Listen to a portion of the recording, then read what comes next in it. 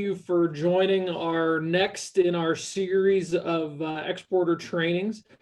Today we're going to focus on Japan, Korea, and Taiwan markets, and I think we've got some good info for everybody that's in attendance today. Just a couple of quick housekeeping items before we go ahead and get started. We will be sending a copy of the USMEF slides out after the presentation today. Those will be in a PDF format, so any information that you see hyperlinked on those slides, you'll be able to click on that and access any of the direct links and info that we link within the presentation. Also, when we send that out, we will have a brief survey that we appreciate everybody's responses and feedback on the seminar today, and any ideas that any of the folks in attendance have for future trainings. That's really important feedback for us to continue to develop these and make these more topical and provide information to USMEF members that is most pertinent for them. So if you could take a couple minutes to fill that out, we certainly appreciate it. Finally, at any time during the presentation today, you can provide comments or questions via the Q&A or the chat functions at the bottom of your screen. So feel free to submit those at any time, and we will have some time set aside at the end after myself and Shannon's presentation to go through the Q&A and any of the questions that you might have based on the content that we've presented today.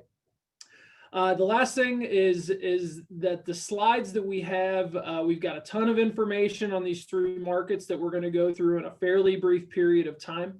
And there are a group of slides at the end of our slide deck that do provide more detail and more information on certain subjects. So we might not cover everything that you're looking for today. And if you have questions, everything is open for the Q&A section. But at the same time, keep in mind that we will have additional details and slides that will not be presented, which will be included in what we send you after the presentation.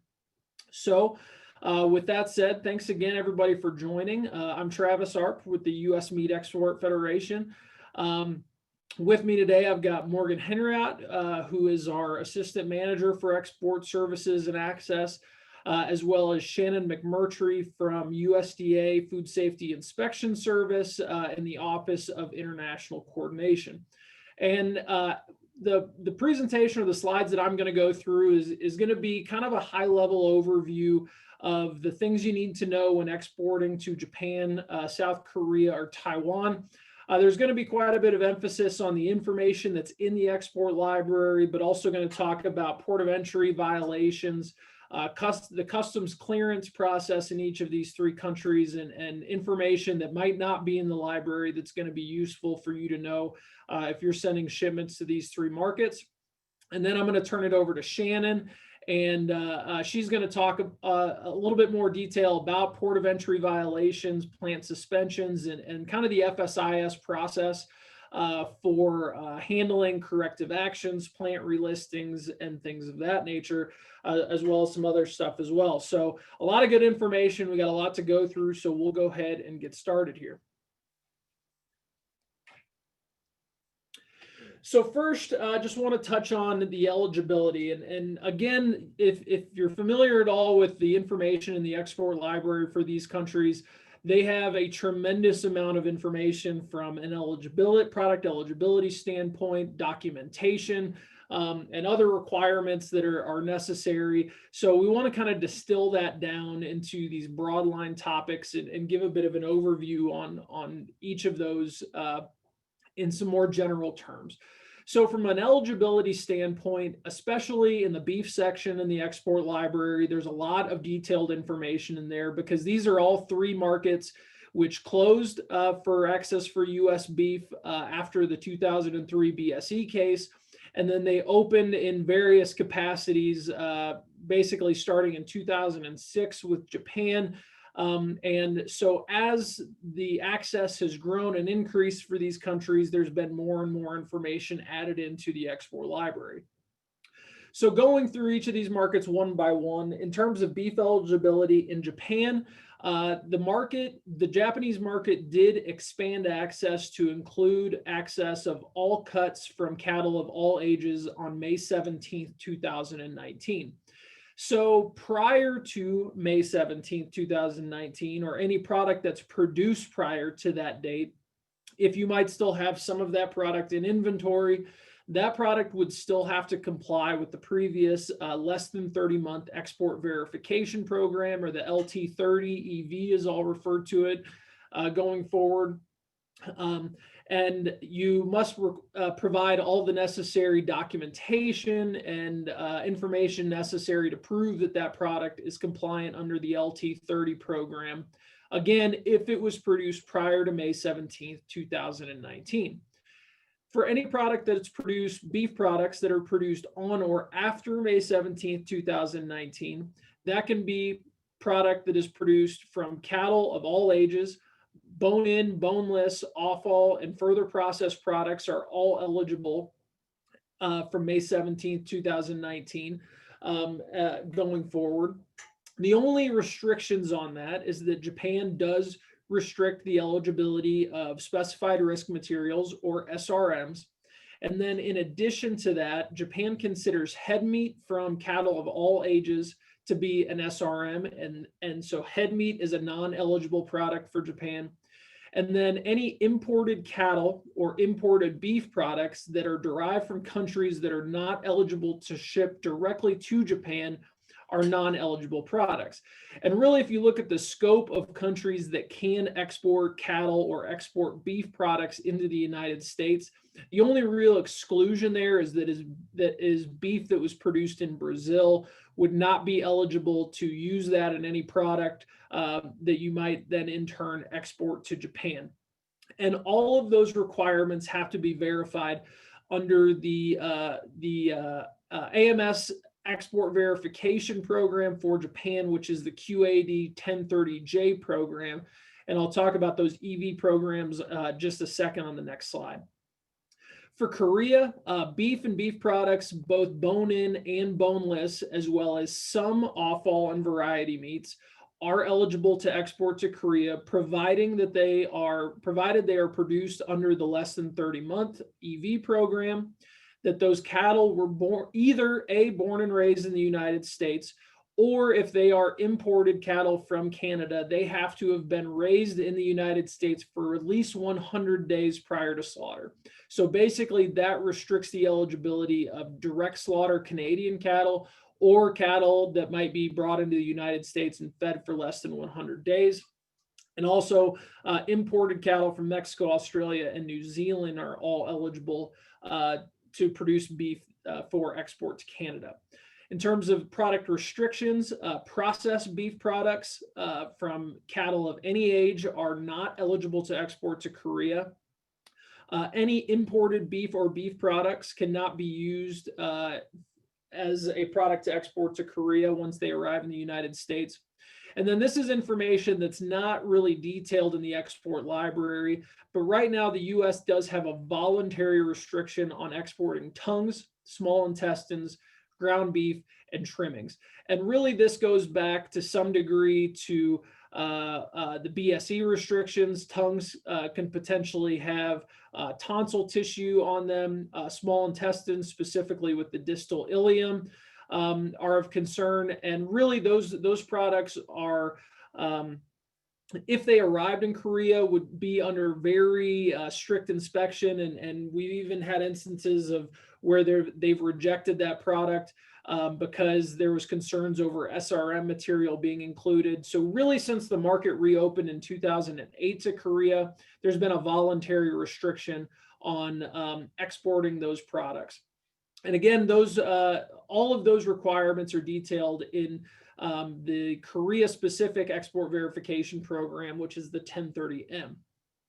For Taiwan, bone-in and boneless beef products are eligible, as well as a small number of offal products that you can see listed in the Taiwan column there.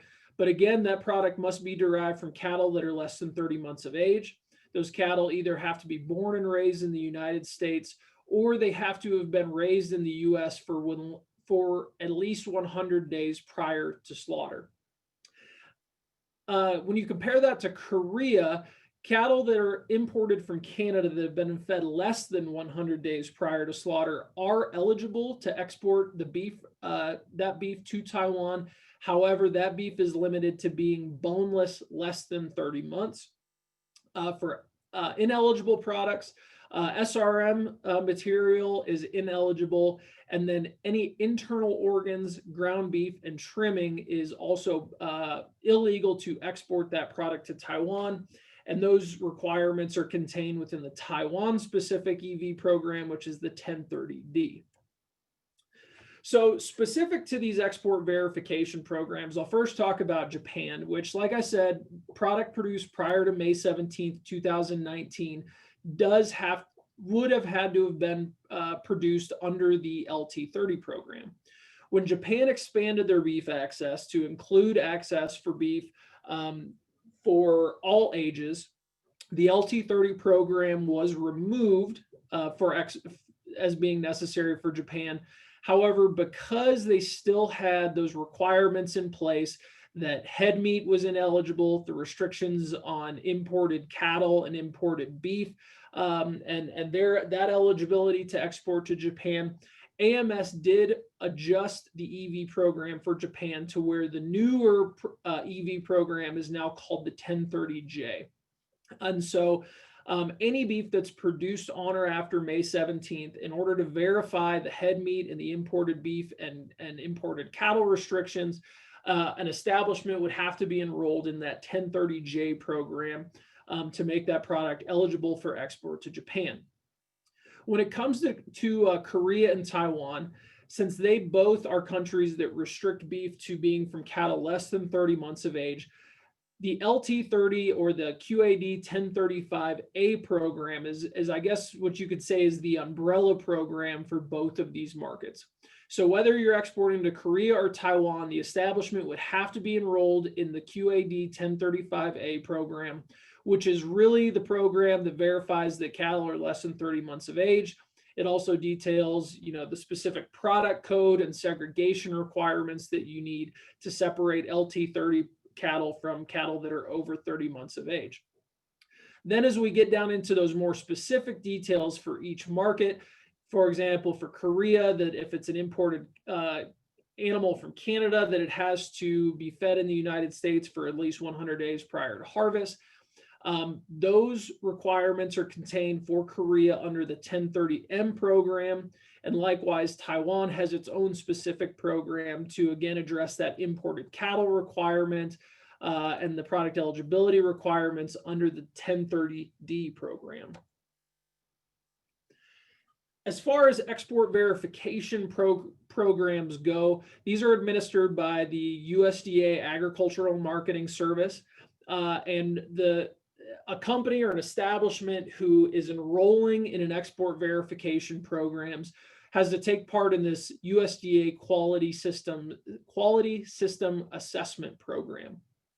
And in order to operate an approved QSA program, a company has to submit documented procedures under the detailed in the QAD 1002 procedure. And basically, to distill that down, that is the company's written program or quality manual that has all of the written procedures that establishment has to go through in order to meet a given export verification program. So kind of the process for enrolling in an EV program is that the company establishes their written program via the 1002 procedure. They submit that written program to AMS for first a desktop review. AMS will look through the entire quality manual. They will, make sure that you're detailing all of the procedures that need to take place at that establishment in order to meet the given requirements of whatever export verification program that is that you're enrolling in.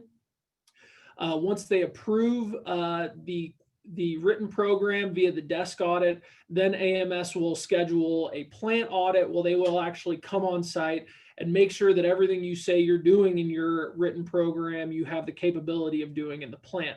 In terms of a time frame, according to AMS, this can take anywhere from 3 to 6 months. Really, that depends on how quickly the establishment can get their written program put in place, how quickly they respond to any edits that need to take place to that, and then the amount of time it takes for them to come out on site and schedule and conduct the audit. Once AMS has gone through the desk audit and the plant audit, once they complete all of that, then the plant will be added to the approved list, which is contained on the AMS website. You might be familiar with what's kind of commonly referred to as the rainbow list on the AMS website, and that details all of the beef export verification programs, the companies that are enrolled in that and their specific approval date. And then you can expect that there's going to be semi-annual audits that are conducted after that subsequent approval. So moving on, pork eligibility is much more straightforward in all three of these markets. For all three, all pork and pork products, and that includes further processed products, are eligible to export to Japan, Korea, and Taiwan. The only restriction on that at current day is that Taiwan does require that hogs have to be ractopamine free. They do have a zero tolerance for residues of ractopamine in pork, and pork is tested for the presence of ractopamine residues when it lands at the port of entry in Taiwan. And so that's really the only eligibility restriction from a pork standpoint as it relates to those three markets. Quickly for lamb and goat meat, Japan does have access for both.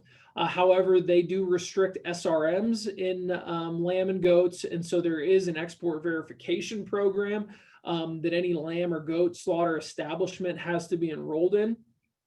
In regards to Korea, we do not currently have access for lamb or goat in that market. And for Taiwan, we do have access, but it has to be of U.S. origin lambs and lamb meat products. As it relates to processed meat, like I mentioned before, from a pork standpoint, all three of these countries do have eligibility to export further processed products. And Japan is the only market that has access for further processed beef at this time. But we do get a lot of questions from some of the further processors, especially when they're starting to do their first shipments into any of these markets, about some of the things they need to know to make sure that product is going to clear customs the first time. So for Japan, there is not specifically a registration process, but in our experience, companies that are importing further processed products from the United States do typically request some additional information on the product in order to make sure that there's not going to be any initial issues at the port of entry. So importers will typically request for an ingredient list or a flow chart of how that product is manufactured. And typically the reason for doing that is so they can make sure that any ingredients, any processing aids that might be used in the manufacturing of that product meet the Japanese food additive laws and food sanitation laws. Japan does have a very extensive list of approved food additives that would be both ingredients and processing aids or pathogen reduction treatments that we use in the United States. And so we highly recommend working with your importer or your customer to make sure that everything used in the manufacturing of that product is approved and really help you limit potential port of entry issues when you start exporting that product.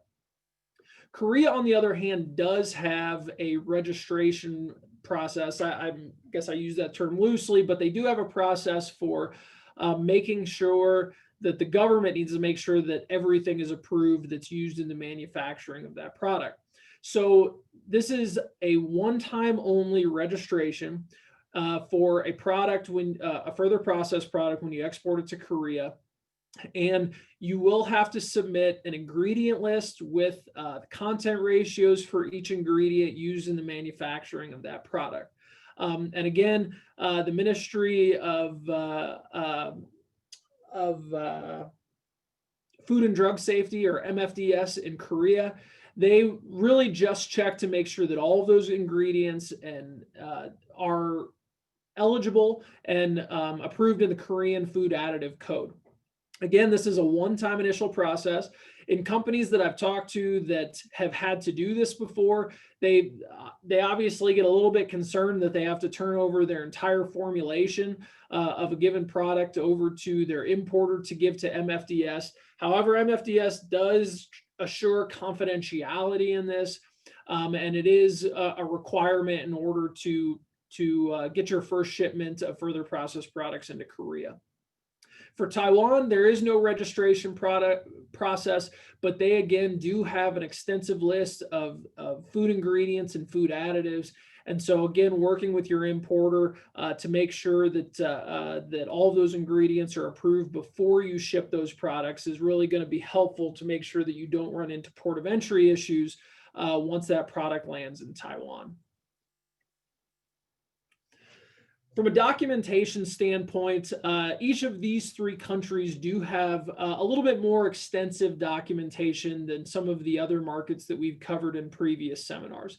So obviously for any of these countries, whether you're shipping beef, pork, lamb, mixed species products, you're going to need the FSIS 9060-5 certificate of wholesomeness. That's going to be a requirement for any of these three markets, as it is for any market you export in the world. But then all of three of these countries do have their own country-specific certificates, and in some cases, they do have letterhead certificates to go along with that as well. So for Japan, whether you're shipping beef, pork, or lamb, you will also need the 9290-1, which is the Japan-specific export certificate. And for beef, you'll also need the letterhead certificates that accompany, if it's, again, produced after May 17th, 2019, you'll need the letterhead certificate for the 1030J program. Prior to that, you'll need the letterhead for the QSA LT30 program. And AMS has told us that, currently companies can operate under have basically, if they don't plan to export over 30-month product, they've been able to kind of maintain their eligibility under the LT30 program. But AMS has told us that the LT30 program is going to go away. So eventually, anything produced for Japan will have to be under that 1030J program, even if you're not producing over 30-month beef, and you'll need that 1030J letterhead certificate. The 9290-1 is not species specific, and so whether it's beef, pork, or lamb, you'll need the 9290-1. Korea, on the other hand, has their own Korea specific certificate, but there are separate certificates whether you are exporting beef or pork. So for Korea, the beef specific certificate is the 9305-7. Whereas for pork, they have the 9305-5, which is the pork specific certificate for Korea. For Taiwan, they do have a consistent Taiwan specific certificate, which is the 9285-1. And there are more details in the export library on how to fill these out. There's guidance documents in some cases for each of them. And we've tried to link all of that information here, which you'll get after the presentation today.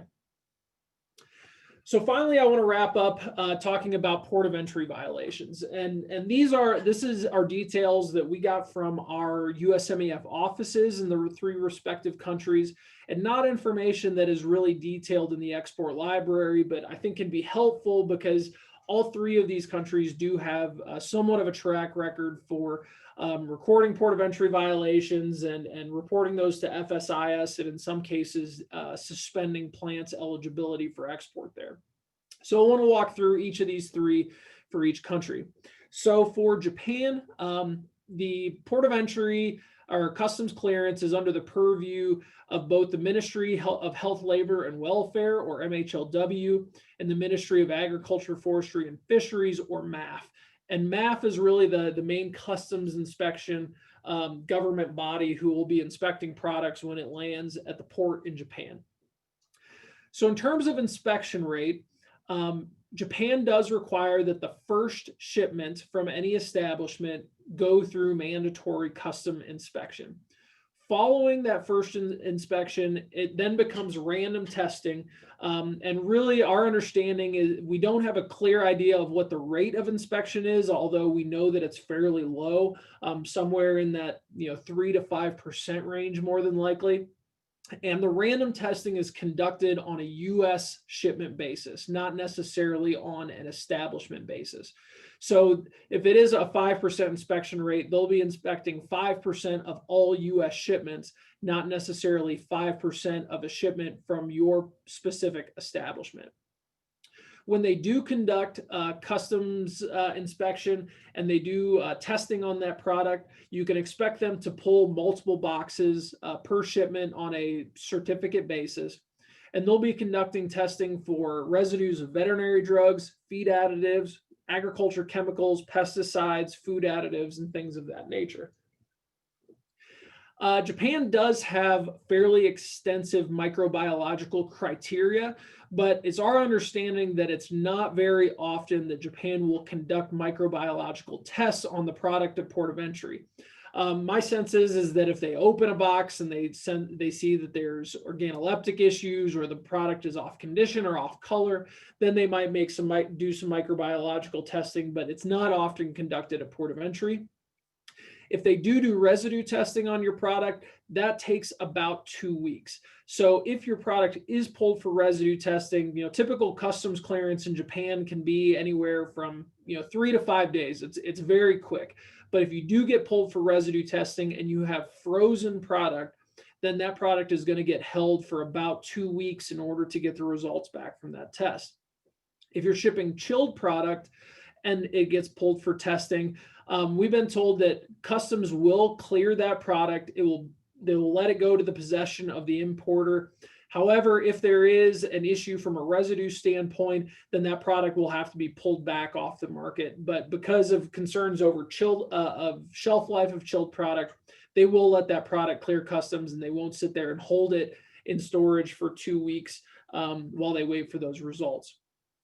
From a violation standpoint, any simple documentation violations will require a replacement certificate, and Japan is fairly flexible on allowing replacement certificates in accordance with the 9000.1 directive and what FSIS allows from a replacement certificate standpoint. If you do have residue violations of any kind, typically they will give the importer the option or the exporter the option to return that product or destroy the shipment. But very rarely have we ever seen that result in a establishment suspension. However, if they do find SRM material in a beef shipment, then that is grounds for immediate suspension or delisting from Japan's perspective. For Korea, the customs inspection is under the purview of the Ministry of Food and Drug Safety, or MFDS. This was the agency formerly known as KFDA, but they reorganized a few years ago, and now they're the agency called MFDS. Again, from an inspection rate, the first shipment from any establishment for beef, pork, or further processed products requires inspection. After that, it's about a 3 to 5% inspection rate. Again, this is based on a total of U.S. meat shipments, not on an establishment basis. And that 3 to 5% is random and is determined by a system that Korea calls the Automated Inspection Information System. It might be kind of similar to the PHIS system that establishments use for basically telling customs when they need to pull samples for random inspection. In terms of testing, MFDS on an annual basis has a list of about 40 to 50 substances that include veterinary drugs, pesticides, and any other substances that are listed in the Korean Food Code. And so if your product is randomly selected by the AIIS system, it will also randomly assign a certain number of those substances to be tested for. So if your product gets pulled, they are not going to test for all of the substances that are on that list. It's randomly designated which substances are that product will be tested for. From a violation standpoint, if they detect a residue violation or some sort of food safety hazard, then that product is likely to get rejected. And MFDS typically notifies FSIS that there has been an issue. If you have a single positive sample, if you have a positive on on that one shipment, then MFDS requires that the next 5 consecutive shipments of that product will be tested for the same compound. Now, that said, we have had a couple companies that have had their plants suspended over the last year or so. And it's been our experience that they have not necessarily abided by the definition of 5 consecutive shipments and have actually gone back to the importer who purchased that product. And if there was product that had already cleared customs, they've gone into cold storages in Korea and pulled samples and tested that product if it had not been tested before to meet their 5 consecutive shipments. And so, that's something that we've pushed back on, and we've been working and discussing it with FSIS. I know Shannon and I have had lots of conversations about this, but that's just kind of something to be wary of, is that just because it says that it's the 5 consecutive shipments, they will they have been known to go back into commerce and find product and test that to qualify for those 5 consecutive shipments. If in those 5 consecutive shipments there is another food safety hazard that is detected, that will result in the suspension of a plant and then requires you to go through the corrective action process with FSIS to lift the suspension, which Shannon will talk more about in just a moment. For Taiwan, customs inspection is under the purview of the Taiwan Food and Drug Administration, or the TFDA. Again, they inspected about a 5% rate. But if an establishment has a violation in that of any sort, from typically that's in regards to residues, they will increase the inspection to anywhere from 20 to 50% on subsequent shipments. And if you have another violation after that, they can increase the inspection rate up to 100% and inspect every container of product that you have shipping into Taiwan. However, they're not necessarily known to suspend establishments for multiple violations. And there's not a lot of clarity from the Taiwan side on, if you do have your first violation and they increase your inspection rate, how long that increased inspection rate will last before they dial that back down to that 5% original. From a violation standpoint, if it's export document related, then typically they'll just hold that product until you can get a replacement certificate issued and clear it. If it is a violation of some sort of residue standpoint, typically they'll offer the option of either returning or destroying that product. But again, it's not very often we see plants that are suspended on account of residue violations in Taiwan. So a couple more slides and then I'll turn it over to Shannon. I'm sure many of you have heard of some of the proposed Taiwan regulatory changes that have been published here in the last couple months. So in August, Taiwan actually coming out of the president's office and the Tsai administration, they announced that they were going to make a couple different moves as it relates to U.S. pork and beef access. The first was that they planned, or they proposed, to establish codex consistent ractopamine MRLs for pork. As I mentioned before, they currently have a zero tolerance policy, and they plan to establish codex MRLs for pork on muscle, liver, kidney, and fat tissues. The second aspect of that is that on beef, they proposed eliminating the over 30-month ban and allow cuts from all ages of cattle in the United States. That said, I mentioned those other restrictions that they had in place as it relates to imported cattle, the eligibility of internal organs and ground beef. They have not proposed to make any changes to either of those restrictions on U.S. beef. So it would only be eliminating the over 30-month barrier. In addition to those, they also kind of snuck into this regulatory announcement that they wanted to establish a new country of origin labeling regulation for pork products that would apply to packaged food, pork served in restaurants, and bulk food products. And basically, this regulation says that if and this pertains mainly to Taiwanese domestic further processors, that if they are using imported US pork as a raw material, that on their label, they would have to indicate the country of origin for all raw materials included in that product. And so really this becomes a big concern for us and a potential issue, because going back to the ractopamine issue, that is a very consumer sensitive and politically sensitive issue in Taiwan. It always has been. Since the announcement of these regulations, we've seen a lot of negative media towards US pork that it could potentially contain residues of ractopamine. And so when you combine the ractopamine changes with the potential that US pork as a raw material would have to be on every label, we potentially see a lot of further processors and end users of US pork starting to move away from that, because there's concern that consumers just wouldn't want to purchase it or would push back on those companies. So so the labeling, potential labeling rule is one that's very concerning for us, and we've certainly raised those issues with USDA as well as the U.S. Trade Representative. At this time, all of these new regulations are simply proposed and are going through the regulatory writing process, and none of these would be implemented until January 1 of 2021. So none of the access has changed versus what I discussed on those first couple of slides, but this could potentially be going into effect on January 1, 2021. And if those do change, you would see that reflected in the export library. Finally, we do have access issues in Japan and Korea that we're monitoring and trying to move forward.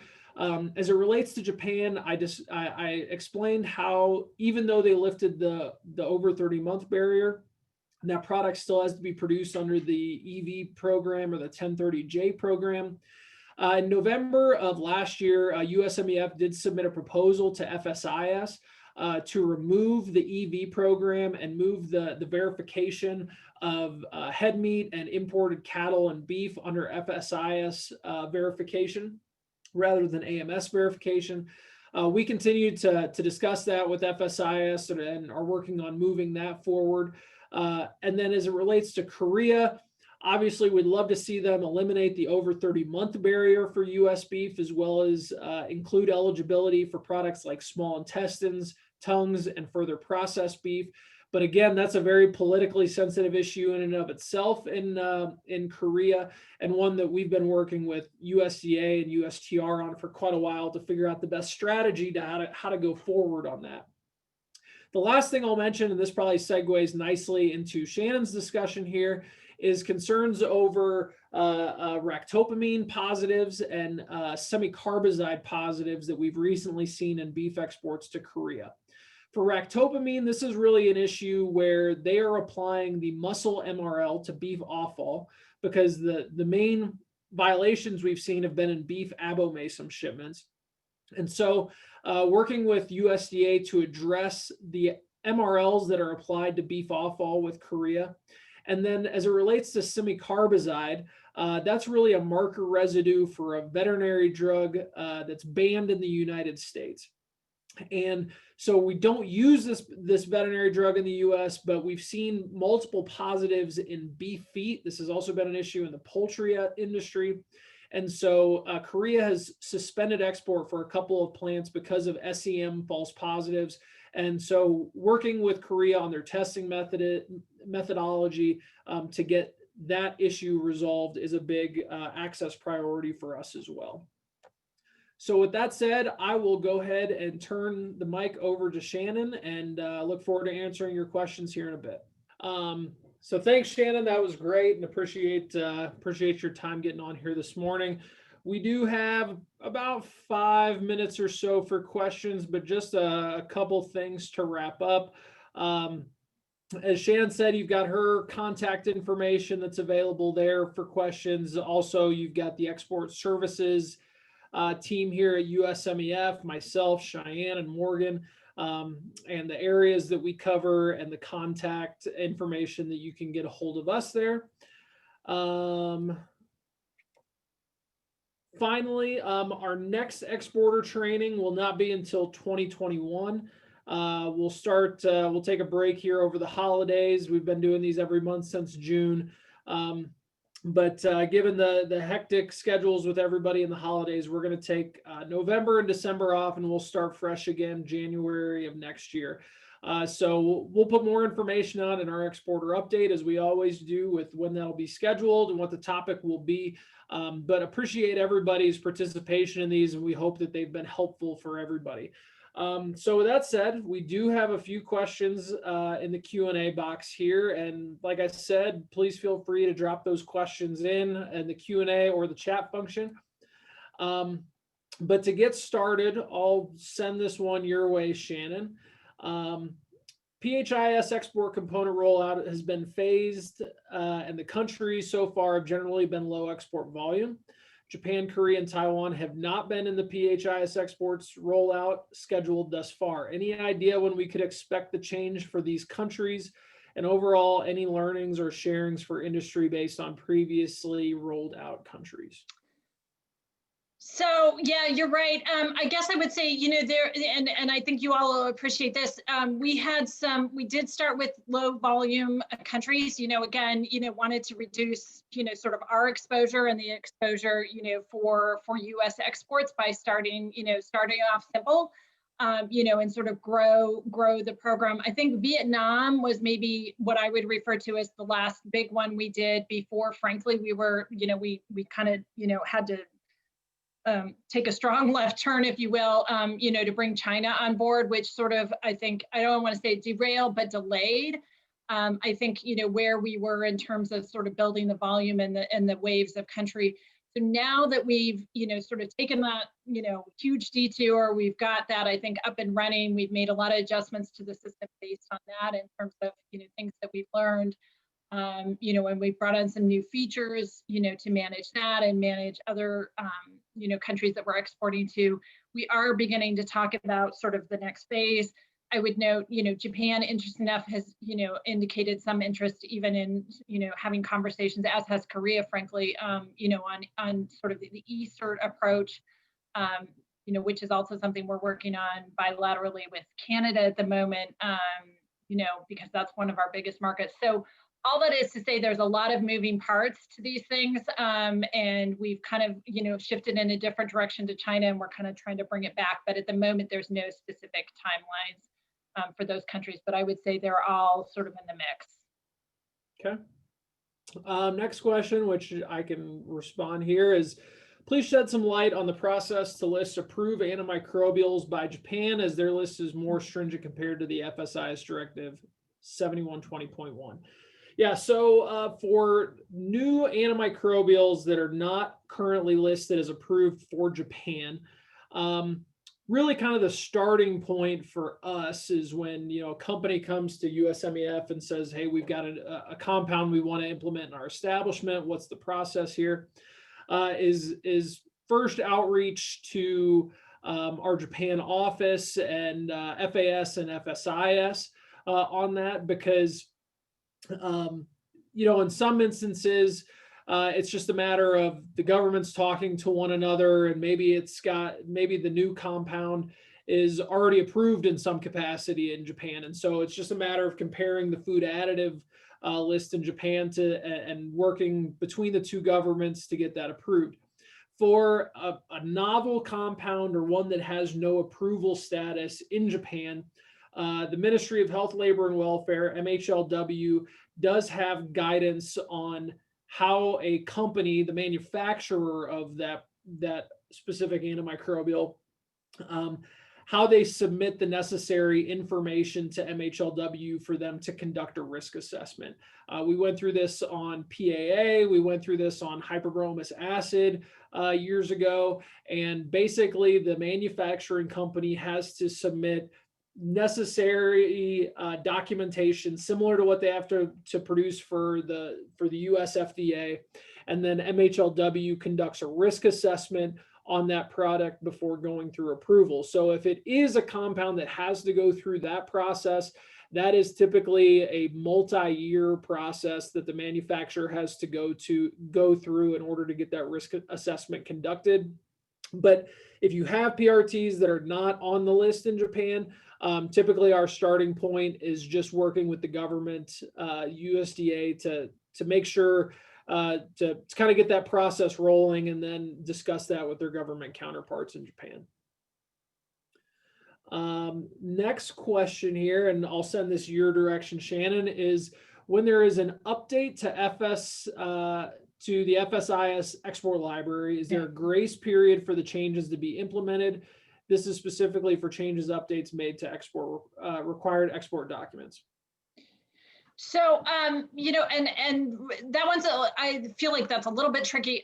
Certainly when we update the export library, they're immediate changes, and they reflect changes that we've been notified of by a foreign government. So definitely if there's product already in the pike, you know, that's usually, you know, accepted without a problem, but there typically is not a grace period or a transition period specified in there. The only time I guess I feel like we sort of have that scenario rise is when it's FSI is sort of pushing something out. So, you know, typically we'll communicate with a foreign country and say, you know, we're making, you know, we've changed the 9060-5 form, you know, for instance, we made updates to that a year or two ago. And we communicated as of X date, you know, this will change. There'll be a new form, you know, this is what it's going to look like. And we beg, you know, sort of the indulgence for anything that kind of comes in, you know, over the top of that to be, you know, to be accepted as part of a transition period. But typically when we make the export library updates, they're not, they don't, you know, there's no grace period referenced, as you've noted, and they are expected to be applied and implemented immediately. The one other thing I would say is if for some reason product sort of gets caught up at, you know, at import, you know, with something related to, you know, we put it on there wrong because it got changed the day after, we can usually navigate those issues with the foreign country and through FAS Post. So I think the impact is minimal, but, you know, it's something we try to keep an eye out for. Okay. And we'll call this the last question here. It's the last one we've got in the queue, but we're a little bit over time, so we'll wrap this thing up with this question. Are there any plans to address the Korean requirement for no third-party exports, especially for raw material imported from other countries that are used in the manufacturing of U.S. products that are exported to Korea? So maybe I'm not fully understanding the question. So is this related to the country of, or well, so third party products exported? I was thinking if it was the country of origin labeling. I mean, we haven't specifically taken that issue up, you know, but I think it's certainly something that, you know, as we identify the touch points in the other conversations that, you know, we're having, we can think about it, but it's not specifically on our radar, at least not mine. Okay. Well, something to put on FSIS. Yeah, exactly. Just add it to my to-do list. So I'm going to take care of those port of entry delistiments first, though. So. Yeah, you got a long list when it comes to these three countries. Yeah, just a few things. All right, well, that's all the questions. So Shannon, thank you again for joining from FSIS. We appreciate your input, and thank you everybody for jumping on today. If you have any more questions that come up after you get off, like I said, we'll send the slides around. That's going to have all of our contact information on it. Please feel free to reach out. We're happy to help here at USMEF, as well as I know our USDA counterparts are very helpful in that regard as well. So thanks, everybody, and have a great rest of your day.